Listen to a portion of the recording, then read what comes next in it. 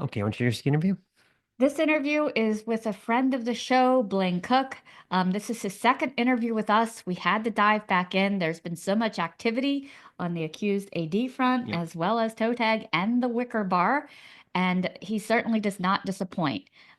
We love you, Blaine. We love his personality. We love his music, and I have never seen someone with more energy. Take it away. So Yeah. I don't think we ever got to hear the story behind how you got your nickname as Zippy and how it stuck with you all this time. And the Duke of the Delridge thing. Oh yeah, Duke of the Well, Dog. the Duke of the Delridge that just came. The Duke of the Delridge came later. I don't know. Zippy was just one that um, I don't know. Back when I was in the farts, I don't know. I think there was some deal where they were. I think Steve Fart was trying to give me a nickname. At first, he was trying to call me Stinky.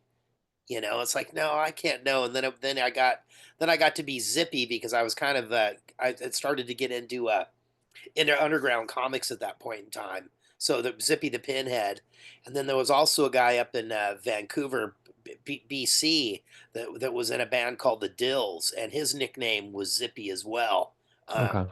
Which we did end up run. I ran into him a few years later. I mean, you like 82 or 83, and he was okay with us both having the same nickname as Zippy. I was pretty fast. I worked in in restaurants back then, and I was pretty quick on my feet for kicking out the food.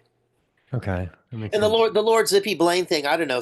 Somebody gave me a birthday present. There was a card, and I think this was like way, way, way back when. I could maybe my 40th birthday, and they said Lord Zippy Blaine. So just a few years later, I took that. I took that as I so often plagiarize things from other people, and Mm, the neighborhood that I live in is the Delridge, so I'm Lord Zippy Blaine, the Duke of the goddamn motherfucking Delridge. I don't know. yeah. I kind of like the way it rolls off my tongue. I like it. Yeah. Yeah. I've always liked it. So who was the famous guy that was in the farts? Was it Duff McKagan? Duff McKagan, he was in the farts for like 2 months. Okay. And the only reason that people know that is there was a farts record that came out on Empty Records, and we put a little sticker on the cover of it that said, featuring Blaine from The Accused and Duff from Guns N' Roses. So Okay. he joined. We did this farts tour in October of '82, a short West Coast deal that we played a bunch of shows with Discharge. And Okay. when we came back, back then things were very um, really really hit or miss. So we came back, and the drummer Loud Fart, he quit or we kicked him out or whatever it was. You know, I'm sure it was something unsavory back then. And then we got we got Duff McKagan to play drums because he was in a whole bunch of bands, really multi instrumental guy. And the Farts have been working on new material. So we took 5 of the songs that we were working on, and we recorded those with Duff sometime in November of '82. And back then, everything it's when you look back on it, you realize how quickly stuff happened. Um, Yeah. Back then, you don't think about it back then. So we recorded this 5 songs with him, and we released those as a cassette called "Survival of the Fittest," and then some of the songs went on a bunch of different compilations, and then in December of 1982, we did a show down in Portland with the Poison Idea, the Farts, another band from Seattle called the Rejectors, and then another band they were friends with the Rejectors, and they were called the Accused. And that's when I first met the guys. Met the guys in the Accused, and then that was the only one time. Definitely played drums that one show, and then later on, and then we changed the name of the band to 10 Minute Warning. We did some shows. They kind of changed the sound. A lot of the songs we already had, they kind of changed. They weren't quite as heavy and aggressive. And come April of 1983, they kicked me out of the band, and then we did do one Farts reunion on July 4th of 1983, and Duff Duff played drums on that one, and that's Did you keep in contact with him or? I had run into him a couple of times. 10 Minute Warning at that point in time, they never released a record, but then in the very early '90s, they had a different singer, and my wife Rael and I we went to go see him play, and I didn't know they had this different singer, um, because the singer after me was in prison, and I went to go see him play, and the bass player he was kind of smug, kind of being a prick to me that night. And I go, so who's singing, and it was this guy. Fuck, I don't even remember his name. And and Duff was there, and he was at that point he was working on doing the solo record. So he gave me he wrote down his phone number on a pack of matches, and said he wanted me to sing the song on this solo record he was doing. I said, wow, okay, well that's fucking cool. And of course, I tried getting in touch with him, and he never called me back. Then I ended up selling that his phone number to somebody on eBay, That's great. and Good for you. Good for yeah, you. and I've Yeah. I put out that 10 Minute Warning double LP a couple of years ago, and I did talk to him. I got in touch with his cousin, got me in touch with him, and just because I wanted to make sure everybody was cool with me putting it out. And I mean, you know, he's a rock star. I'm just like a little, grain of sand on the beach, So, yeah. So who was better? Wow, since you opened for both back then, Discharge or Poison Idea? Who packed more power? Um, they were both good. I mean, I Yeah. could, and that was a different, that was, Poison Idea. They were, a different lineup, and I think they're a little bit more. Their lineup at that point in time was a little bit more punky than what they would morph into, like a lot of Yeah. bands did during that mid to later '80s, where bands got a little bit more metallic, and Yeah. obviously they had Steve the Slayer Hippie was playing drums with them for those couple of Yeah. records. He was Yeah. and he was That's definitely amazing. he was more of a hard hitter than their original drummer Dean, but yeah. Yeah, but they had like guitar solos and stuff on their early records. It's like The Accused. It was like, what I mean? It kind of was leaning into metal a little bit, even from the early days, I Yeah, thought. yeah, I guess so, yeah. Yeah. Yeah. Yeah. So I was thinking, how they have those little plastic figures of like different rock stars. They're kind of goofy Yeah. looking. So I was thinking we should make one of you, but it should be an action figure. But I wanted to know like what accessories you think you should come with. I don't know. I'm a pretty simple man. I don't really travel with many accessories, I had a bullet belt way back in the day, and I've had a couple of studded bracelets, but I don't know. I'm a pretty simple, plain Jane kind of vanilla kind of guy, really. So I don't yeah. How about a little suitcase with your mini cocktail supplies in it? I think I that'd be guess, cool. for what I'm doing right now, yeah, sometimes we do travel with a little portable bar, a little, Yeah, little yeah. shaker, yeah. Totally, yeah. So I did notice I love the 30th anniversary double LP finally issued on vinyl of the Black Nasties. Kind of what was the catalyst that said, all right, we're going to press it now for the 30th? That was actually the guitar player, Todd, aka Thermo. He had been wanting to do it for a while, and he was going to pay for it. So he kind of, the project took about 2 years for it actually. Because he's more of a professional guy, has a real job, and yeah, he did it, and we slowly got the pieces together. Some of the other guys in the band, supposedly had some other recordings, because we recorded most of our practices back then, but ultimately none of that. Uh, Nobody had anything, so it was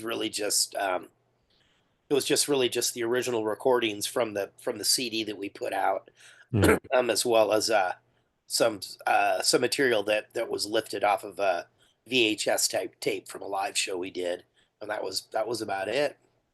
I like the police cover. Yeah, that was good. Yeah, it was that was kind of how the band, I approached, because that was after the after we the accused stopped, and this was kind of in between when the accused stopped and when we did our first reunion, and I had approached Thermo.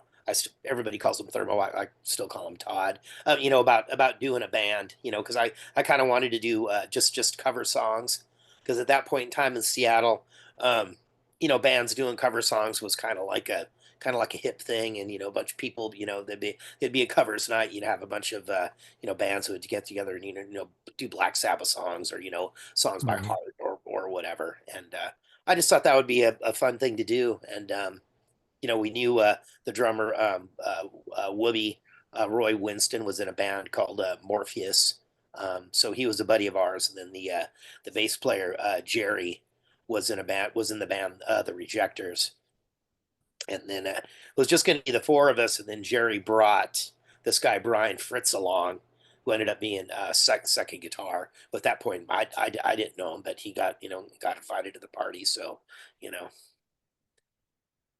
and Yeah, you're the one thing that the double LP doesn't have is there was on the original CD. There's a comedy bit that's at the end of it that was done by Yeah. a roommate of mine, Akbar. Yeah. yeah, I really like Great. all that. So it seems like you had a lot of shows last summer, the local, Loud and Local, and the one with Riot. Did you have any standout memories from any of the stuff that went on during the summer? Oh man, what happened last summer? I, Mhm. I just kind of go with the flow. I don't know. I'm more like thinking about this summer. Last summer we went down and we did a couple of shows in Sacramento. We did because we went and we played Friday night where we did a toe tag set, and then Saturday night we did the Accused AD set. Um, what else? Oh, we did. We went and we played Missoula, Montana. That was pretty cool. We did the Redwood Punk Fest. Um, uh, that was pretty cool. It was an outdoor deal, and then after that we played in outside of San Francisco, because there's really not a whole lot. Demographically, most of the people have moved out of San Francisco proper, and they're kind of on the outskirts. And I can't remember exactly what the name of the little town was. It's outside of San Francisco, but we did another show with the Boneless Ones and the Infamous Stiffs at this No. club called the Ivy Room.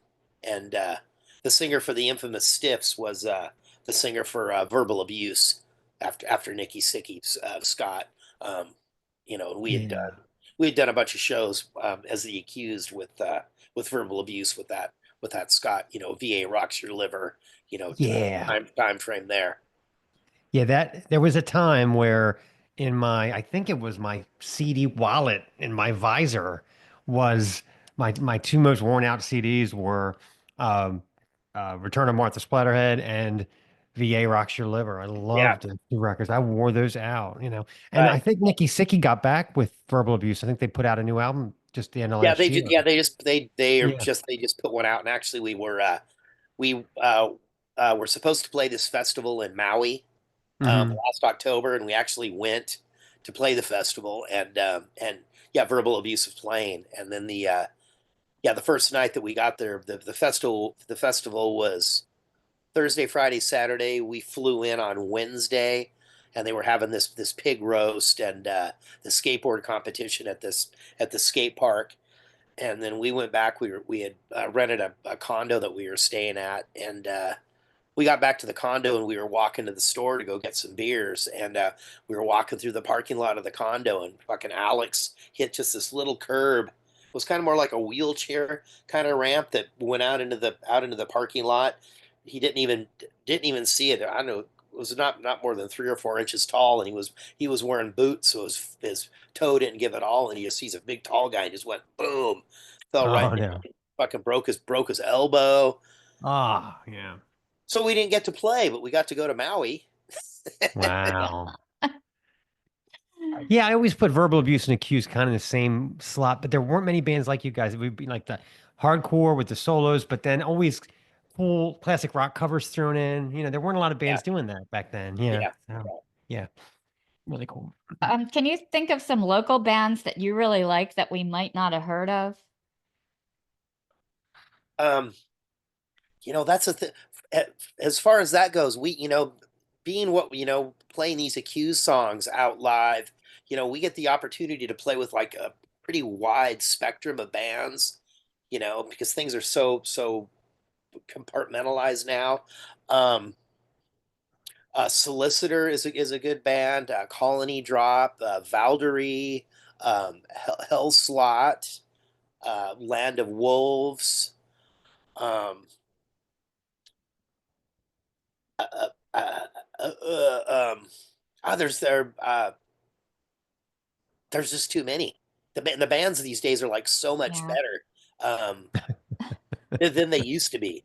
I Yeah. don't know because everybody, gear is cheaper. I don't know, band that everybody's just really really good. Mm. Yeah, my latest Seattle obsession is Year of the Cobra. Yeah, I Year of the Cobra. I was so blown away by their album that just came out. I already have a shirt. I I was just like, wow, because at first I thought because it came to us from the PR people, and I'm like, I don't know if I'm gonna like it with just bass and drums. I mean, do you have to take a Prozac to listen to this? But it's Mm. Yeah. We got asked to play their record release show is coming up here and actually just a couple of weeks, and we were asked to play, but unfortunately we already had something else booked that night, so we didn't get to play. Gotcha. Yeah. so your Japan tour, and I saw that you're planning on going back, but the 2023 looked wild. What was the experience like, and what struck you most about the culture there? Everybody was very very polite, and that really started from the minute when we checked in here in Seattle. We checked in on our flight and we flew on I don't know if it was Japan Air or All Nippon, and the women it was like wow, everybody was really really friendly, and there's something that we do when we travel is we bring a bunch of Starbucks gift cards with us, and we give those to all the flight attendants because everybody drinks Starbucks, and they were just like so appreciative of that gesture Yeah. that they ended up trying to put together like some sort of gift bag for me, out of just all the different stuff that they had on the plane, and Yeah. everybody's when you get everybody that we encountered, they're really really friendly. Um, nobody's a fuck up. Everybody's really really really really cool. I mean, there were people that were, almost in tears, and especially because we're playing these, most of the places we played, they're really, really small clubs, and you can get away with drinking beer on the street because nobody's making a big mess or breaking bottles or anything, so everything's cool, and they would just, the people they would see us in the store, and they were just like they just couldn't believe that we're there in the store, buying beer. Yeah, it was just yeah, the people were just really, really nice, really, really appreciative. The crowds they weren't really going really, really crazy, but yeah, it was just a really, really wonderful experience, and the people that brought us over, just really, really, really, really cool, and we didn't really get to see anything until the last day when we were leaving because most of the shows start earlier because it's kind of based on the train schedule. Because most people, take the train to go see the shows. So we'd really get up and we'd have to do sound check at like 2 or 3 in the afternoon, and generally we'd be playing like at 9. Oh, everybody. So the shows started really really early because everybody rode the trains to the shows, and yeah, so we'd get up and we'd load in and do sound check at like usually at like 2 or 3 in the afternoon, and we'd usually be playing like around 9. And then there was a couple of the shows that we did where they'd throw a party for us, at the end of the show. There was one show that was ending really really early, and we thought they were doing something else after the show because they were making all this food and laying all this stuff out, and it was for Wow. us. And then we Wow. did, yeah, another one where there was this big party of this, and God, no, there must have been, I don't know, 50 or 100 people in this restaurant. And it was, one of those deals where you got to kick your shoes off, and you're sitting down, and they just kept bringing the food and the beer, and it was, yeah, it was just, That's yeah, great. yeah, really great Well, experience. you mentioned verge of tears. I mean, I've been driven almost to tears by "I'll be glad when you're dead, you asshole, you." I can't tell you how many times. Come on, Yeah, right. No, but seriously, like on a serious note, like, did you actually ever think, um, you've got you're in Japan, and I'm sure they knew the lyrics. They're singing along to like Devil Woman and stuff. Did you ever think that? I mean, like it's got to be crazy, you know? Yeah, I wish we would have had the opportunity to go over, years ago. And Yeah. we're kind of like after, not that we're past our prime or anything. We still get the opportunity. We still get these opportunities, but yeah, it would have been great to have been able to go, back then, in the heyday. Yeah. Understood. Did you have a favorite dish that they served you?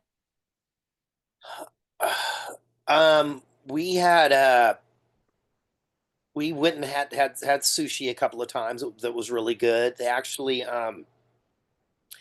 they're the 7-Eleven over there is completely different than what is over here, and they actually serve like real food at 7-Eleven Wow. over there.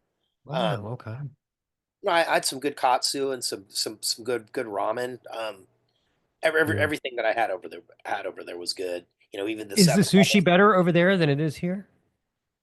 I only had sushi twice, so that's kind of hard to say. I've had, actually, I just had some sushi last weekend. That was, some of the best I've had in quite some time. Okay. So it's hard to Gotcha. say. And they're, Yeah. I'm kind of pedestrian on the type of fish I'm going to eat. They're eating a lot of stuff over there. It's a little bit more specific and perhaps a little bit fishier And than you're used to, right? than I'm used to. Yeah. Yeah. I really enjoyed your grocery store footage from over there too. Yeah. Yeah. What was the biggest surprise about like in the grocery stores, like opposed to here? Just the quality, the quality of the products, because a lot of countries, they only, you're only going to get, like, we're here in the United States, you get strawberries year round, but it's like, it looks like a strawberry but doesn't even taste like a strawberry. Same with like Mhm. blueberries, you just get this, and you're being tricked, and you get them, it's like, but then when you get strawberries when they're in season, it's like, oh man, this is what strawberries taste like. um Right. and just the prices of the stuff at the grocery store. um and the exchange rate was really good when we were there. So I mean, God, this the stuff that you could get, it was really inexpensive. That's cool. That's great. I was also excited to see about your South American tour. I love the poster for that one. Who Yes. drew that one? Oh God, the The guy. people like falling into hell. It's great. Oh, the Falling into Hell. That's for the that's up for the new record that's coming out. The poster is with the Martha Splatterhead, um, holding her arms up, and it's from the Return of, which was a tour shirt that we did a couple of years ago, and that was kind of based on the Judge Death from the Judge Dredd comic Yeah. series. And I forget the name of that artist that did that, because he kind of dropped out because he um, wanted to make posters of that art, and then I think he ended up ripping off everybody. So he Wow. kind Oh, of like he kind of like dropped off, and I lost contact with him. But you do have boobs, so that's the important thing. Yes. so from your posts, it seems like you're still dealing with some ongoing nonsense from a former band member. Oh Have yeah. you how's your approach to dealing with that shit, You know, changed? it we get worked up, and it gets us angry when every time that it happens. And we actually had a consultation with an attorney last year, and he the damage has already been done. We're not going to be able to get back. When he had the lifeless zone, the fan page removed from Facebook. We're not going to Yeah. get back those 5,500 people that were really active on that page. Yeah. And the thing with that page, which really sucked for him to take that down, is we were, and it wasn't my page. I wasn't one of the admins, and but there was like a no bully policy, and there were a couple of guys that would get on there and that would start talking shit, and then a lot of people would get on there and call their shit, and then those guys they would get booted off the page. But we were promoting the stuff that he was doing, and So bizarre. Yeah. yeah, and it was a really really unfortunate thing, um yeah, for him to do. And right now it's just like it all centers on, you have to have an attorney, because everything that he sends, it's some bullshit letter that he sends. And basically what he's doing is just against us, because there's a lot of other bands that were called the Accused, before the Accused that he was in, before they started. There were other bands called the Accused. There's been other bands since then that have been called the Accused. And you can't trademark a word. So we're not the Accused, we're the Accused AD. And it's just like every Right. bunch of Venom Inc. or Entombed AD or whatever. There's other bands that Right. have done it. Right. And those bands, they're still living off of their music, and that's what they do. For us, we're doing this to have fun. And I don't want to go and spend $2,000 of our band fund, to get an attorney to write him a letter. It's just like, dude, Right. Right. the damage has already been done. We're gonna do our thing. And yeah, it's unfortunate. And maybe in retrospect we should have been bigger pricks, and you know made the stuff stop years ago. And Yeah. it's like, Restraining orders. or Yeah. yeah, because I mean, basically, what it is right now, it's strictly harassment. Because even when you're dealing with Facebook, it's like, well, okay, well, we're the Accused, and he has a trademark. Well, what about these other bands called the Accused that also are on Facebook? It's only Yeah. us. And and then when we did when Lamb of God covered that song "Inherit the Earth," and we just happened to get asked to play with Lamb of God, and we were doing that song. And and we knew at that point in time, it's like, dude, you changed the songwriting credits on that song, and it's not your song. It wasn't, the music and lyrics weren't by Yeah. by Him. you. Right. Yeah, and Right. it's just, and yeah, I'm sure that he made, I'm not, probably not a ton of money, not like Poison Idea made when, Pantera covered their song. But I'm Right. sure that he, got some cash, because that song was on the Burn the Priest, on the LP version that they Yeah. did, and it was on the single that they did. And it was released, worldwide.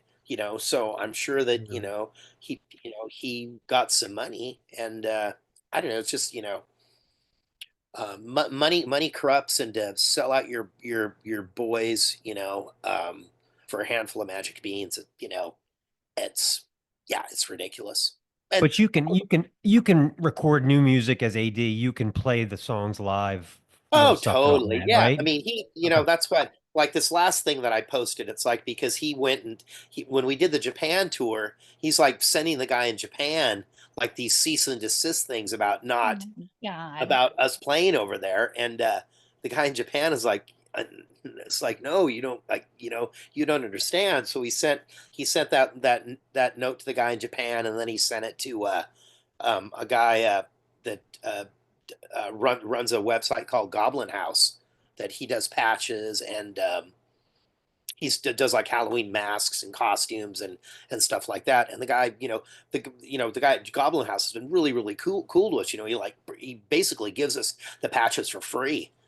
So when we Hmm. get them, we give them away for free, and he sells some on his website, and it's just like, yeah, it's ridiculous, and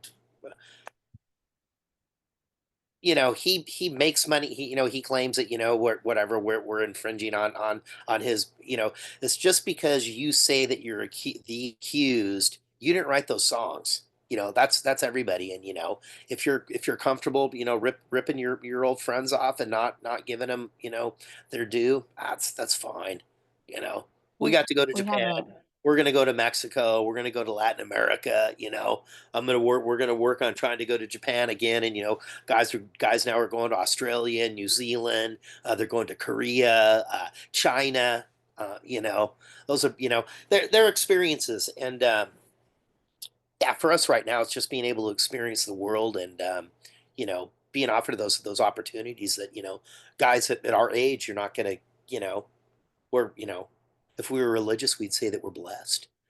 We're very fortunate. You know what you ought to do to fuck with him? What you ought to do is get get somebody to write a letter that it's from Jodie Foster's attorney for the movie, and she had that before you. Oh well, that's what And if you look on the trademark site, it's like, yeah, Sony Pictures has the trademark right, on that. I mean, it's just like it's and huge.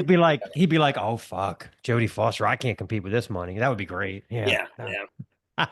She's like, I laid on that pinball machine, you Hmm. asshole. You think you got Yeah, it rough?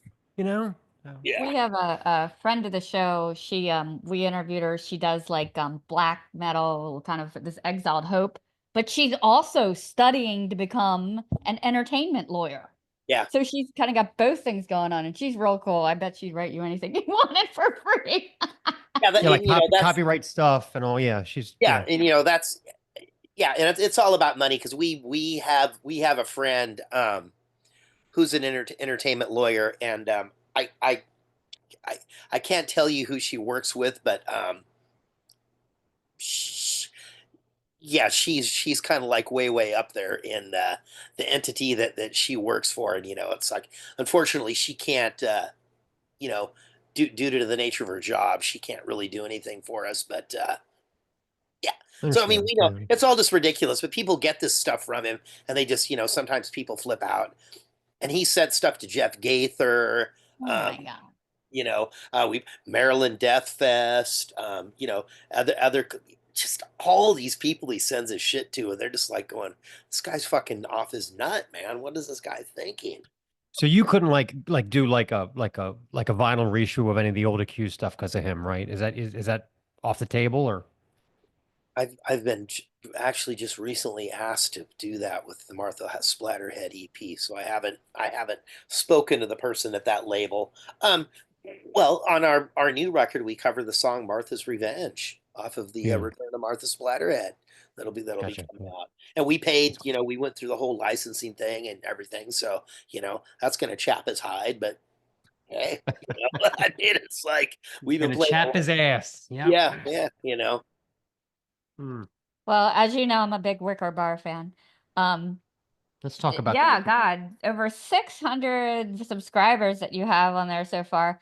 And Mark and I love that you like make the cocktail live for the first time on camera. And yeah, the one I think you did Peter Pan where you were like, it's not even good. We just yeah, died I laughing. love the danger element. Died That's so laughing. great. That yeah, it might not be good. That's yeah. amazing. Yeah. We do, and we haven't had too many stinkers, but yeah, there's a couple that definitely are not very good. Yeah. And I don't get to my Yeah. my wife. My wife has a new job now, so we don't get to make as many cocktails as we used to. But Gotcha. yeah, we're still Yeah. we're still trying to get one in every couple of weeks. But yeah, I couldn't believe I looked today. It's like, wow, I'm up to 611 subscribers. Yeah, Isn't it crazy though? I mean, I know you can relate to this, like, because you're on YouTube, so and so are we, obviously. All every week uploading stuff. Something will take off, and you'll be like, "That's not even that good." And then something that you think is fantastic, people are like, "Eh, it's all right." Yeah, Like I it don't. drives you crazy. It drives you crazy. Yeah, I don't. I wondered. I mean, usually, I don't get that many views, and then sometimes you can't, you can't really tell how many views that you actually get because it's really only ones that you get if you're like watching it on your computer or on your telephone. Me, I've got it hooked up to my projector and I watch it here in the TV room, so that Hmm. it interfaces differently from YouTube. So I don't think that stuff gets counted. But yeah, sometimes I wonder, it's like, "Oh, why does it? I get 30 views on this one, and well, now I got 300 on this one." It's like, and I try to do all the right hashtags and all this stuff, but yeah, nothing. Yeah, I also love all your cooking stuff. I'm a huge, getting into this and that. My latest thing is I brine chicken breast and pickle juice, like hot pickle juice, before oh I yeah, make the sandwiches and all that yeah, stuff. yeah, yeah. Do you have a signature dish that people ask you for, and what's your secret in perfecting it? Yeah, I don't. I don't. My cooking is very much like the cocktails. I don't have any like. I don't have one thing that I make all the time. Really. Sometimes I'll go in waves. I was doing kind of more of a Asian thing a couple of years ago. Sometimes I'll do more of an Indian Oh, thing. You know, Now I'm just kind of doing something just a little bit more simple, like more, a little bit more heavy on the vegetables, a little less on the protein. You know what I mean? Um, Yeah. I think on the weekends, our favorite thing, we like to do a steak on the weekends, and it's just the technique of the reverse sear, where you get a good steak. It's got to be at least an inch and a half thick, and you slow cook it in the oven, and then you sear it off, and that's if I was to say right now, I guess I do short ribs. If I was to say something, braised short rib, that's something I like to do a lot. I'm getting hungry just thinking about it. Yeah, Yeah, I actually. Yeah. I got into like I'll take a recipe and like alter it. Like it was this parsnip soup, but I made it like parsnips and Brussels sprouts, and you roasted the whole thing, and then you put it in the soup, and then I used my immersion blender. It was right, great. right. You get a whole different taste Yeah. when you roast those vegetables. Yeah, I tonight used to when I, tonight I'm yeah. tonight I'm doing a chicken marsala. Ooh, That's what I'm doing tonight. that That's Marcella great. line has such a distinct When I Yeah, flavor. was in high school, I worked at Sizzler and I was in charge of the grill. And it would break my heart whenever anyone would ask for a strip steak, like a strip or a porterhouse well done. Oh yeah. yeah, So I started butterflying them because it took half the time. I right, got a letter from the corporate office that butterflying is not up to Sizzler standards. And I remember saying to my boss, "Look, I can ruin a piece of meat so much faster this way. I mean, come on. If right, you want to right, ruin right. it, let's ruin it in 10 minutes instead of 20. But Yeah, don't get me I started. I worked for yeah, this very New leather, no problem." I worked for this for years. My second job was at a restaurant, and I was the hostess, but I was also in charge of to go. This guy every Friday night would order a filet well, and I'm like, Ah, go, and I'm like, one hockey puck coming up. breaks your Sure. heart. Oh, yeah. I can't even imagine it tasting good. yeah. Oh gosh. All right. But So we back to play. oh wait, so back to the cooking and the cocktails. So Yeah, yeah. last year we started doing these things in our backyard, and it's kind of like it's called the Secret Garden, and we have a green belt and a trail that goes by our backyard, and so we do a very limited menu. We do 3 or 4 different kinds of cocktails, and we charge depending on the food and the drinks. It's between $45 and $75 a person, and I pay 85. then people have to come and they enter our backyard. We've got tables set up, and we're all dressed in black, and That's awesome. it's a great opportunity. It's almost like having a party, but it's different because we don't have to. We're interacting with people differently. We're kind of doing it on a more professional level. Um, but that's what we are doing with the food and drink last summer, and we're going to be doing that again here pretty soon, That's awesome. coming Yeah. April or May. our daughter moved back in, so we have an apartment in the basement, and the apartment leads into the bar. So as soon as she's gets out of here and gets her own place again, yeah, we're gonna fire it back up. You're such a Renaissance man. You really are. Well, I'm as hands on as I can be. I don't. I only work just a little teeny bit right now, so I have to. I gotta keep myself busy. Yeah. Okay. So we didn't do this last time. We play a game on the show. It's called Blaspheming Monikers. Okay. And here's how it works. I have five band names in front of me. They're all made up except one. So I want you to try to pick which one of these is a real band. Okay.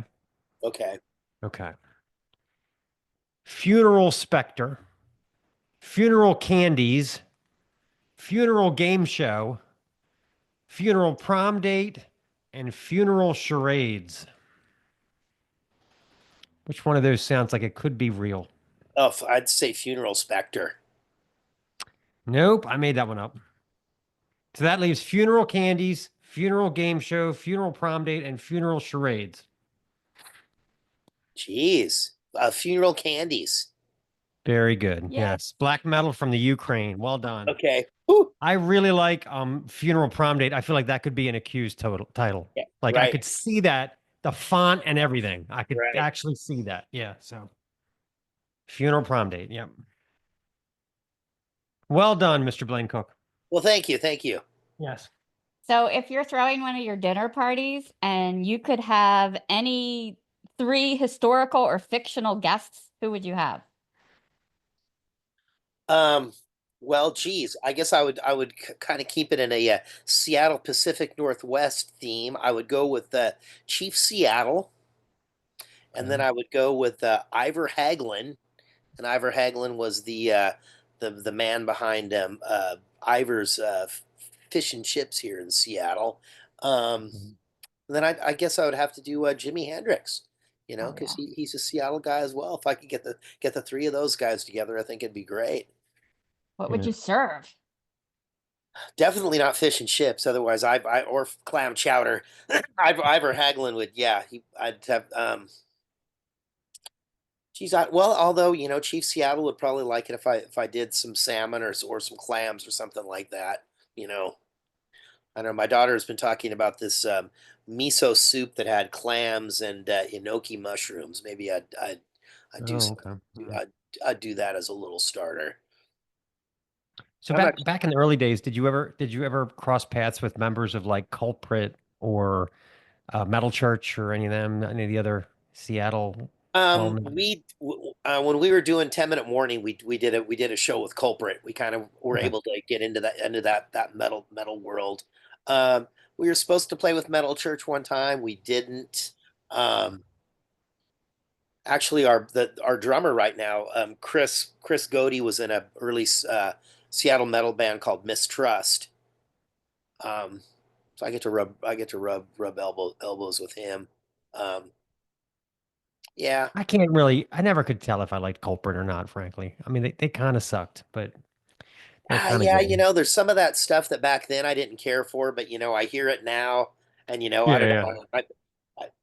I guess I like it now because my ears, I've just been, you know, my ears have been bombarded with just this harshness for so long. It's like, Yeah. oh, it's a little bit more mellow. Yeah, I I get think into it. it was on Shrapnel, I think. The Culprit. I think it was a Mike Varney, I think. I think.